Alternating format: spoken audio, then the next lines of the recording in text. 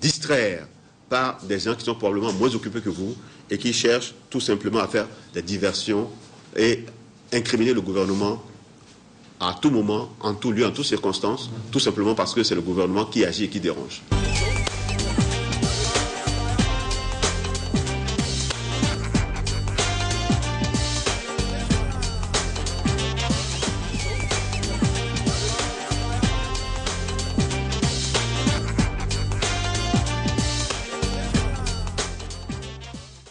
À l'Assemblée nationale, une séance de questions orales avec débat. Et le gouvernement, à cette séance, était représenté par le ministre de la Justice, le garde des Sceaux, et par le ministre des Finances. C'est exact que ce montant de 25 milliards a été évoqué à cette occasion. Et je dois vous dire que pour les raisons que je viens de vous évoquer, le fait d'avoir entendu cela, parce que j'étais dans la salle, quelque chose qui m'a beaucoup peiné personnellement, qui m'a beaucoup peiné, gêné, et qui m'a amené à me poser un certain nombre de questions. Parce que je savais que c'était des allégations et que ça n'avait aucune réalité, ce montant qui était annoncé, sauf à nous en apporter la preuve. Tant que je n'ai pas la preuve de ce que le gouvernement, sous ma signature, a emprunté 25 milliards de francs CFA auprès de ses services, je reste convaincu que cette déclaration n'avait pas lieu d'être.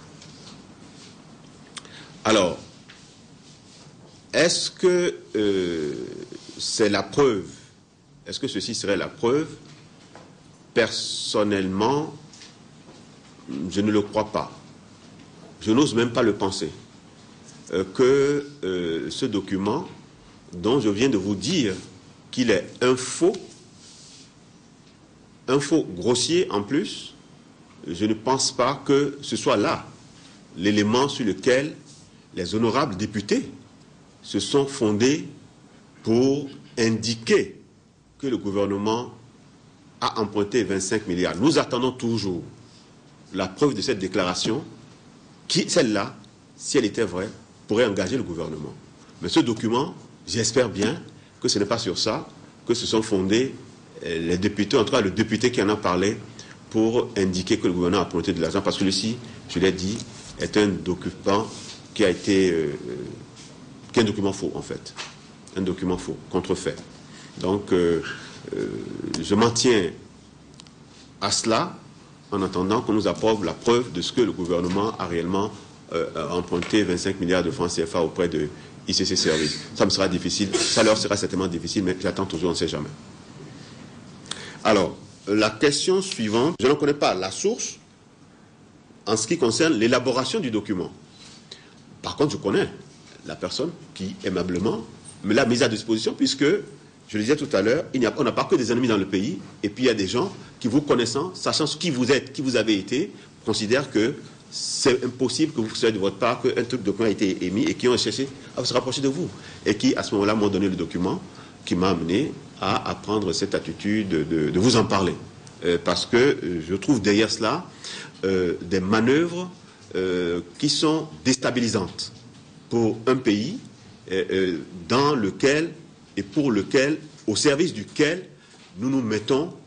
Je pense qu'il y a mieux à faire que d'inventer des grossièretés de cette nature. Le comité de crise et le comité de suivi travaillent à identifier les biens et les avoirs des intéressés, qu'une commission d'enquête est en train donc de travailler, enquête judiciaire en train de travailler, et c'est un peu la mise en commun de ces informations qui nous permettront de savoir, le moment venu, ce qu'est le montant sur lequel le préjudice porte et quelles sont les parties que nous avons en espèces, dans lequel figurera certainement ce qu'on aura pris chez M. Tegbenou et ce qu'on a sur les comptes bancaires ou ce que nous avons en matière donc de biens mobiliers et immobiliers que nous allons saisir.